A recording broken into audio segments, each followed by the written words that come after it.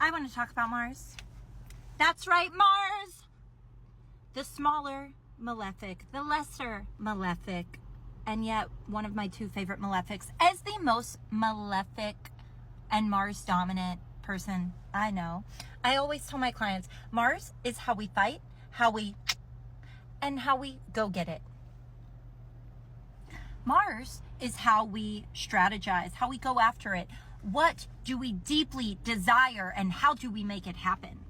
What's our plan? How do we execute? How do we take action? What does it look like when we do that? How do we do conflict? How do we approach conflict? How do we strategize around conflict?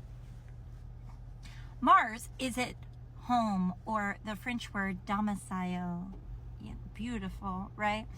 In Scorpio and Aries. Very happy there. Yes, it can do what it intends to do well.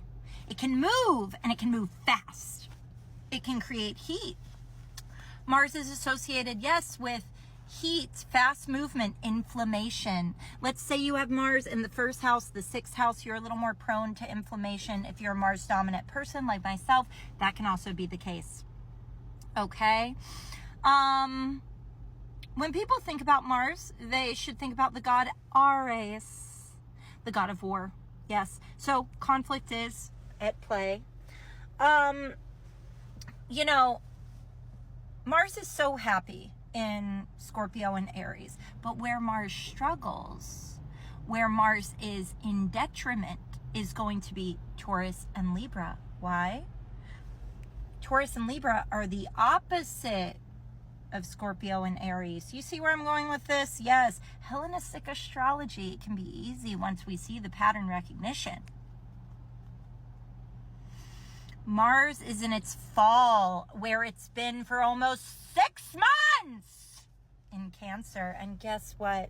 Friday, it finally moves forward in Leo, and I can't wait, and you can't wait, and I'm going to make more content about it, and I'm going to tell you what it means for a lot of people, but especially fixed dominant folks, which is going to be Scorpio, Leo, Taurus, and Aquarius. Yikes. And also anybody born October 91 to late January 94, for the most part, you're going to catch a little whiff of that. You're going to catch a little hit, a little Saturn opposition, and I'm going to talk to you about it, and I'm going to walk us through it. We can all hold hands together. Mars matters. Mars challenges us, but we can rise up. We can take Mars on as a challenge.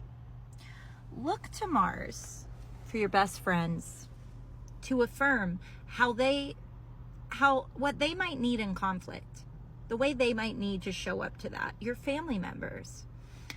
If you're newly seeing someone and you're wondering, what's going on with them? What might that be like? Would that be fun? Are they my style? Look to their Mars. Here's what I don't recommend. Their Mars in your 12th house, your Mars in their 12th house, or a Mars and a Mars that are out of sight of one another. Modern Western astrology is ruled by the light. You got to be able to see one another. If you're to your immediate left or right, or you're in conjunct, you're to the sign to the immediate left or right before or right after the opposite sign, you can't see one another, you guys. You can't see each other.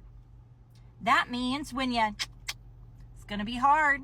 Going to be hard to catch the energy, to feel it, to see it, to connect. Is it impossible? No. Whoo, but it's hard. Mars in the 12th house, hard. I'm the lived experience. 2 times over. I'm not, those stories are too dark to get into the real nitty gritty of telling you about it. Charge forth. I love teaching about this. I love telling you about it. I'm having so much fun on the TikTok. It's so minty. Sexy. Love you.